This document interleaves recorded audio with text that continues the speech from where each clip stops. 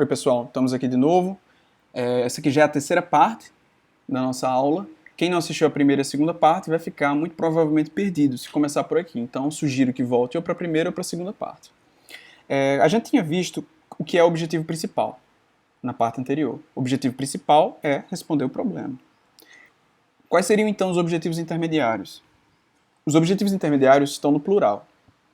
Então você precisa analisar, verificar que o objetivo principal é um só porque respondeu o problema, você só tem um problema. E o objetivo intermediário é no plural. E quais são os objetivos intermediários? Como o próprio nome diz, eles são aqueles que são necessários para se alcançar o fim, que é o objetivo principal, que por sua vez é responder o problema. Então os objetivos intermediários são aqueles que estão no meio, que nem o nome diz, né? Intermediários, certo? Então quais seriam os objetivos intermediários nesse nosso exemplo aqui? Olha, você pode pensar em outros, tá? E se eu parar para pensar aqui, a gente pode chegar em outros. Mas só para dar uma ideia, nesse nosso caso aqui da lavagem de dinheiro com cripto, o que seria? Veja só, eu acho que, primeiramente, eu acho que a gente precisa trazer uma definição, uma análise, ou uma definição, definição jurídica de criptomoedas. Tem muita gente que possivelmente não sabe nem o que se trata.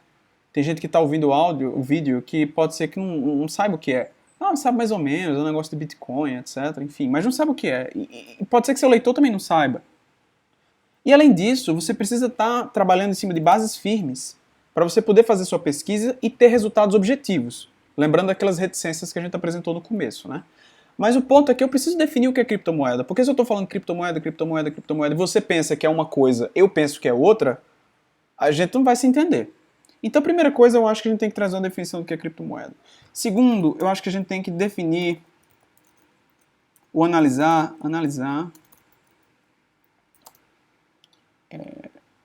o substrato, material, ou os instrumentos, né, para ficar mais claro, os instrumentos validamente utilizados para lavagem de dinheiro. O que é que eu quero dizer com isso? Quais são os instrumentos que eu posso lavar dinheiro?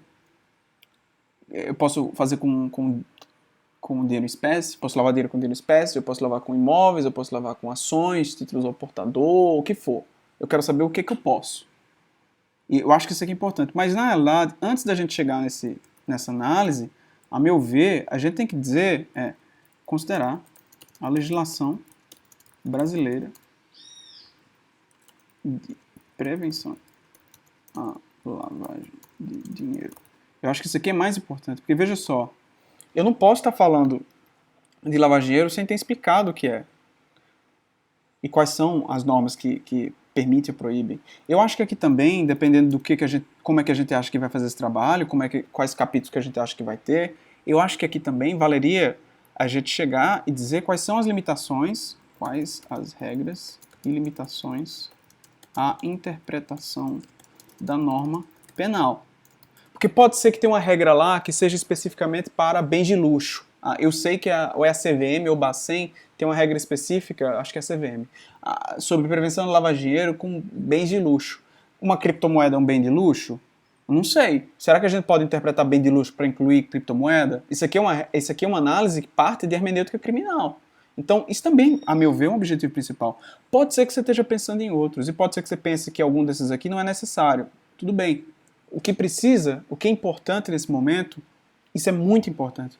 O que é muito importante nesse momento é que você saiba que a gente não está aqui para estar falando de coisas que a gente acha legal. A gente não está aqui para falar, eu adoro criptomoeda, eu gosto de lavagem de dinheiro, o que é que eu vou falar? Eu vou falar de... eu quero falar da revolução digital. Gosto de tecnologia, quero falar de revolução digital, globalização digital, que lá na China o pessoal fica filmando as coisas, tem reconhecimento facial. Isso não tem nada a ver com o teu projeto. Não, mas eu queria botar no primeiro capítulo, eu queria comparar o direito brasileiro com o direito dos Estados Unidos, porque lá nos Estados Unidos já tem algumas normas. É esse o objetivo principal do seu projeto? É analisar o direito brasileiro comparado com o direito americano? Não é. Seu problema não é verificar qual é a possibilidade de aplicar uma norma do direito americano ao direito brasileiro. Não é. Nosso problema, vou até botar em caixa alta aqui, problema, é analisar se é juridicamente válida a condenação criminal por lavagem de dinheiro cometida através de criptomoedas na legislação brasileira vigente. Então, nosso objetivo intermediário não pode ter, eu quero ver qual a melhor legislação, se é a do Brasil ou do Japão. Não tem nada a ver com o Japão a tua história, cara. Do mesmo jeito, você não pode estar incluindo esse tipo de coisa aqui. Certo? Então, os objetivos intermediários, eles não são temas que são interessantes. Isso é muito comum, a gente já falou disso. Não dá para você estar fazendo um projeto sobre lavagem de dinheiro no Brasil e você dizer, não, eu quero botar como objetivo intermediário considerar a legislação comparada. Meu Jesus! Tem gente que passa a vida inteira estudando legislação comparada e lavagem de dinheiro. Isso é uma coisa assim, extremamente ampla. Cada país tem um universo de leis. Se o seu projeto fosse para analisar o direito comparado Brasil e país Y, ok. Agora, se não é, não bota isso no teu trabalho. Também não vem me botar, eu quero analisar a evolução histórica da lavagem de dinheiro no Brasil. Seu objetivo principal, seu problema não são esses. Isso não tem nada a ver com o teu trabalho. Você não pode estar botando essas coisas porque está errado, porque não tem relação. Veja só, o que eu não estou falando, que na sua dissertação ou no seu livro, quando você acabar o mestrado, acabar o doutorado, você quer lançar um livro, você quer botar lá uma parte histórica. Isso não tem problema.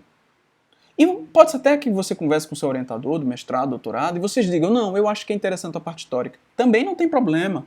Nada impede que você tenha um capítulo sobre parte histórica. Agora, isso não é o objetivo principal. Por quê? Porque ele não tem relação com o seu problema, que não, por sua vez, não tem relação com o seu objetivo principal. Essas partes históricas, elas são muito importantes para quem está lendo o livro e que não tem uma base, se aproximar e se aprofundar sobre a evolução histórica daquele tema. Então eu acho interessante, eu acho que se fosse lançar um livro sobre prevenção de lavagem de dinheiro e criptomoedas, pessoalmente eu faria um capítulo lá falando sobre a evolução da lavagem de dinheiro e falava que no começo a lavagem de dinheiro era usada com sal, com vaca, no Egito Antigo as pessoas pegavam múmia para lavar dinheiro, não sei o quê. Aí na época do Brasil colônia o pessoal lavava dinheiro com açúcar, aí depois passou um tempo começaram a utilizar dinheiro digital, hoje em dia está usando criptomoeda. Olha que sensacional a evolução desse negócio. Mas isso não é o objetivo principal do meu projeto de pesquisa, certo? Isso tem que ficar claro. Com isso, a gente já viu qual é o nosso tema, qual é o nosso problema, quais são as nossas hipóteses, quais são nossos objetivos. Vamos agora para a justificativa. Veja que a gente já está avançando bem. Ó. Tema, problema, hipótese, objetivo, justificativa. Já estamos na nossa justificativa. A justificativa de um trabalho, ela é a razão por que você está fazendo aquele trabalho. Agora veja só, pelo amor de Deus, não venha com a justificativa do seguinte modo.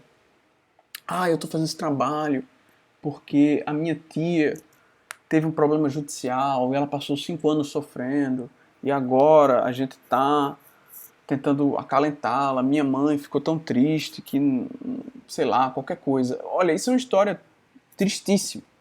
É horrorosa, é muito triste. E eu tenho certeza que isso te motiva pessoalmente a fazer aquela pesquisa, considerando que você sempre tem que se manter de forma imparcial. Mas isso não tem nada a ver com a justificativa do seu trabalho.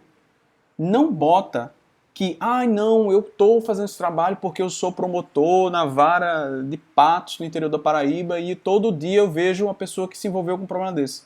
Não tem relação com o seu objetivo, não tem relação com a sua justificativa da sua pesquisa propriamente dita. A justificativa é uma descrição, são argumentos sociais. Veja só, preste atenção, por favor.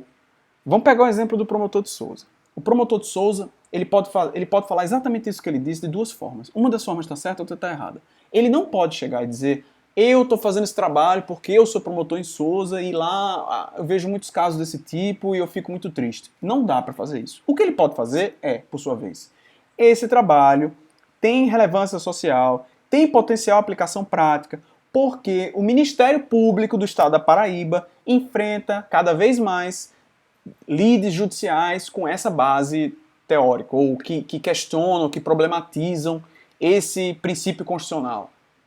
É preciso analisar o princípio da insignificância, porque cada vez mais o Ministério Público do Estado da Paraíba está diante de problemas dessa natureza, que inclusive vão além do Estado. Tudo isso está ok. Porque veja só, não é eu promotor, eu tenho uma tia. Não, é um problema social. Mesma coisa, hipoteticamente. Vamos dizer que você tem uma tia que tem depressão, ou que tem uma tia que tem um problema de saúde grave e que o SUS não paga aquele tratamento. E você acha que deveria pagar, porque você acha que o direito constitucional à saúde é tão amplo que ele pode incluir isso também. Tá bom. Você pode falar isso de duas formas. Uma, você pode falar, não, é porque o autor tem uma tia que está muito doente e que essa é uma situação que já marcou a vida dele e não sei o quê. Pelo amor de Deus, não faça isso. O que você pode falar é a depressão, ou o mal de Parkinson, Alzheimer, diabetes, câncer, o que for. A depressão é um problema muito sério que atinge muitos brasileiros, inclusive é o que os especialistas dizem que é o mal do século XXI, que muitas pessoas sofrem de depressão, mas não tem tratamento, porque, hipoteticamente, o SUS não dá a base necessária, ou determinadas, sei lá, determinadas unidades médicas não dão os medicamentos necessários, ou que a sociedade tem um preconceito com as pessoas que têm depressão. Mas veja que você não está falando da sua tia, você está falando de uma realidade social, e aí está tudo ok. Na realidade, é exatamente o que você tem que fazer. Então, o que é a justificativa? A justificativa são os argumentos. São os argumentos em defesa da importância e do porquê daquela pesquisa. Por que essa pesquisa deve ser realizada? As respostas que você vai dar, a meu ver, devem ser de três naturezas. A primeira dessas respostas é uma resposta, como a gente já havia pontuado, que ela é de cunho de aplicação de importância coletiva. Certo? Eu vou até botar ela aqui no meio. Importância coletiva. Potencial aplicação prática, se cabível. E aqui é contribuição com a ciência.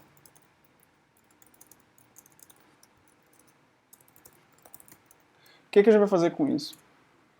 A gente vai chegar e explicar nessa justificativa esses três elementos. E como é que vai fazer isso? Primeiro que aquele seu trabalho tem que contribuir com a ciência. Não deve ser apenas, não, eu queria repetir os argumentos que você falou. Não, claro que não. Você tem que trazer uma análise que seja científica e que seja uma análise que vá contribuir com a ciência, ou seja, traga algo novo. Não pode ser apenas não, eu vou pegar aqueles trabalhos que já foram feitos e vou repetir. Veja que eu estou dizendo que não pode, mas na realidade pode. Só que, esqueça isso que eu estou dizendo, eu vou falar agora, mas esqueça, tá? É segredo. Na realidade é um segredo, eu vou contar um segredo para você, aí eu vou contar para você não conta para ninguém, não. Na realidade você pode fazer isso. Existem métodos, objetivos metodológicos, são chamados objetivos metodológicos explicativos ou descritivos, ou até mesmo objetivo metodológico didático, que o propósito dele é transformar um tema muito complexo em um tema mais simples. Imagina um trabalho profundamente complexo de física ou de lógica paraconsistente, que são 10 autores no mundo que falam daquele tema, são temas extremamente complicados e ninguém entende, só aqueles 10 autores, e eles têm uma dificuldade de explicar para as pessoas, então acaba sendo uma conversa que se torna hermética, né, fechada. E aí chega alguém muito inteligente, muito capaz, que entende o que eles estão falando e diz, olha, o que eu vou fazer? Eu quero pegar esse tema que esse pessoal está discutindo e eu vou explicar isso de forma que um ser humano normal entenda. Pode ser. Agora, por que eu falei que isso é segredo? Porque a maioria das pessoas, a maioria das bancas, a maioria das revistas, tanto para fins de dissertação como de tese, elas não estão tão interessadas nisso. Elas podem ser que elas pensem que vai ser um cara que vai vai fazer um livro sobre, vou explicar o Instituto da Síndrome de Alienação Parental. Tá, vai pegar o livro da Maria Helena Diniz, do Carlos Roberto Gonçalves, vai pegar outro manual lá, falar o que cada um falou, dar Ctrl+C, Ctrl+V, citação autor-data, botou no forma ABNT e mandou. E eles não querem isso, eles querem uma pesquisa que vá contribuir, que seja inovadora. Então, por isso que eu falei que é segredo. Pode, mas prefira não. Eu faria um trabalho desse depois que você já fez seu mestrado, depois que você já fez seu doutorado, você já tem uma certa base teórica, você já tem um nome, você já tem um currículo, e agora você quer fazer uma explicação de algum tema que você entende que é muito complexo e que precisa de explicação. Aí tudo bem, certo? Mas até então, prefere alguma coisa que seja inovadora? Olha, eu quero contribuir, no meu caso, né, vamos voltar para o nosso exemplo, né? Qual é o exemplo da gente mesmo? Lavagem de dinheiro e criptomoedas. Qual o problema? É juridicamente válida a condenação criminal por lavagem de dinheiro cometida através de criptomoedas na legislação brasileira vigente? Qual seria a contribuição com a ciência? Olha, eu penso que, primeiramente, É um tema que ainda não foi estudado. Criptomoedas é um assunto muito novo, pouca gente estudou. Ainda menos estudou em português. Ainda menos pessoas estudaram no que diz respeito à legislação brasileira. E, paralelamente com isso, a gente tem as dificuldades técnicas de envolver um tema de direito digital, um tema de tecnologia com direito. Os poucos trabalhos de direito digital são trabalhos que muitas vezes eles não tratam dos temas de forma aprofundada do ponto de vista da tecnologia. Então eu acho que esse trabalho é muito importante porque ele vai contribuir com a ciência por trazer uma visão jurídica e tecnológica a um tema de tanto relevo. Essa é a minha contribuição com a ciência, certo? Já fiz a primeira parte da nossa justificativa. Vamos agora para a importância coletiva. O que é importância coletiva? É aquilo que eu falei do promotor de Souza ou de Patos. Não é o cara que está diante daquilo. Não é você que tem a tia que está doente. Não é você que tem um filho que tem alergia. Não é você que tem um problema no pé. É a sociedade brasileira que tem várias demandas populares e que tem o direito democrático de ser servido pelo SUS, ou o Ministério Público está enfrentando essas demandas, a Defensoria Pública da União está com problema com os indígenas.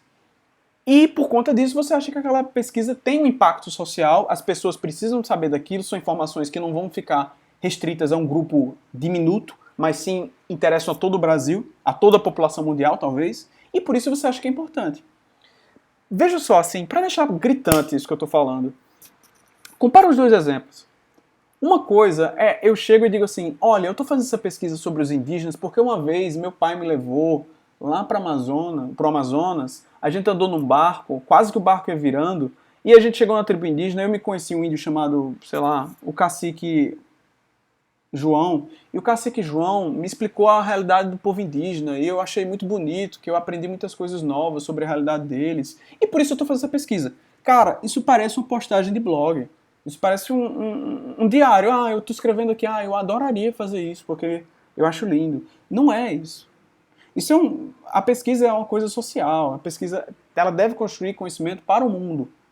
Então, veja que esse mesmo caso do índio, que eu fui lá na tribo indígena, eu posso fazer de outra forma. Eu posso chegar e dizer, olha, existem tribos indígenas no Amazonas, que são isoladas, e que elas têm demandas que muitas vezes não são atingidas ou que não são cumpridas pelo Estado brasileiro, porque não têm um acesso à defensoria pública. Em razão disso, eu imagino que seja necessário a gente estudar sobre a possibilidade de aumentar os campos de atuação da defensoria pública da União em grupos da Amazônia. Inclusive, eu acho que essa defensoria pública deve ser instalada lá de uma forma diferente, e aplicando conceitos de justiça restaurativa, justiça dialógica, que o próprio indígena se comunique com a defensoria pública e ele, com autonomia de indígena, diga o que deve ser feito. É diferente. É diferente eu chegar e dizer, meu pai me levou lá com um barco, foi massa, a gente escutou música, teve um dia tal, teve um pôr do sol que foi lindo. Tem uma diferença gritante. E é importante que você tenha essa capacidade de diferenciar isso. Então, a importância coletiva. No nosso caso aqui, o que eu falaria? A presente pesquisa tem relevância coletiva porque o Brasil se vê diante de um momento histórico em que ele está sujeito a práticas de corrupção sistêmica. Não obstante, a gente tem o desenvolvimento de tecnologias novas que ainda não são totalmente compreendidas pelo judiciário e demais agentes da Justiça Nacional. Além disso, a gente tem o projeto de lei número X, que está querendo regular as criptomoedas. No entanto, esse projeto de lei ele tem os seguintes defeitos, porque eles não estão entendendo completamente como funciona a tecnologia. O ENCLA está fazendo tal projeto, não sei o quê. E eu falo o que aquilo ali tem de importância coletiva. É muito importante que você entenda que é coletivo. Não é a sua tia. Tá entendendo? São as tias de todo mundo que estão com aquele problema. Vamos lá. Terceiro elemento da justificativa. Potencial aplicação prática. Se cabível. O que é potencial aplicação prática? E por que se cabível? Né? Porque tem algumas pesquisas que são eminentemente teóricas. Você pode fazer um trabalho que seja assim, olha, eu quero analisar o conceito de hermenêutica em Alexi, ou eu quero analisar o conceito de Dworkin sobre interpretação e verdade. Aquilo ali vai ter uma aplicação menos prática. Na minha visão, vai ter aplicação prática sim. Mas vai ser menos prático que um trabalho que seja, por exemplo, sobre eu quero fazer uma pesquisa empírica sobre o número de leitos no SUS comparando os hospitais do SUS em João Pessoa capital e nas cidades do interior da Paraíba, ou eu quero fazer uma pesquisa comparada entre São Paulo capital ou centro de São Paulo, sobre os equipamentos de saúde do centro de São Paulo e a região de Peros, no norte da cidade de São Paulo. Então veja só, ali tem uma aplicação muito mais prática que uma pesquisa sobre o conteúdo da hermenêutica e do working. Eu não estou falando que a pesquisa do working seja menos importante. O que eu estou falando é que ela tem menos aplicação prática. E isso não é um problema. Pelo contrário, as pesquisas teóricas elas são muito relevantes e elas são essenciais para a realização da pesquisa prática. Porque na pesquisa prática, eu estou me utilizando de conceitos teóricos. Então toda pesquisa prática precisa de uma pesquisa teórica feita por outro pesquisador ou não, mas que já tenha trabalhado aqueles conceitos. Então, não estou falando que uma é mais importante que a outra, tá? Por favor. O que eu estou falando apenas é que se sua pesquisa não tiver uma aplicação prática, que você não consegue, de forma alguma, enxergar uma aplicação prática, aí você fala da importância do trabalho teórico. No entanto, até mesmo nesses exemplos que eu trouxe, eu acho que a aplicação prática é muito clara. Eu tenho um trabalho sobre do working, e nesse meu trabalho sobre do working, eu vou falar sobre a interpretação em verdade, e eu queria falar sobre que não existem conclusões objetivas, ou que existem conclusões objetivas, existe uma verdade objetiva. Eu quero comparar o trabalho do Quine, naquele Two Dogmas of Empiricism, com o trabalho do Dworkin no Justice for Hedgehogs, e que o Dworkin fala que a interpretação da ciência é uma interpretação objetiva, enquanto que a interpretação do direito, a interpretação moral, ela não é objetiva, ou ela não é tão objetiva quanto, mas que existe verdade nos dois. E eu quero analisar isso aí. Veja, isso para mim tem aplicação prática, porque isso aí vai te ajudar outras pesquisas a serem realizadas, ou fundamentar o arcabouço teórico de outras pesquisas. De todo modo, vindo para o nosso caso concreto aqui de lavagem de dinheiro, o que eu falaria nesse caso? Qual a potencial aplicação prática dessa pesquisa de lavagem de dinheiro? Eu acabei de falar. A potencial aplicação prática é que esse projeto sirva para novas pesquisas e também para que diretamente os agentes públicos, estatais, se utilizem do arcabouço teórico formado a partir desse projeto para que guie a atuação prática deles, tanto a nível do judiciário quanto a nível do Ministério Público, para perseguir combater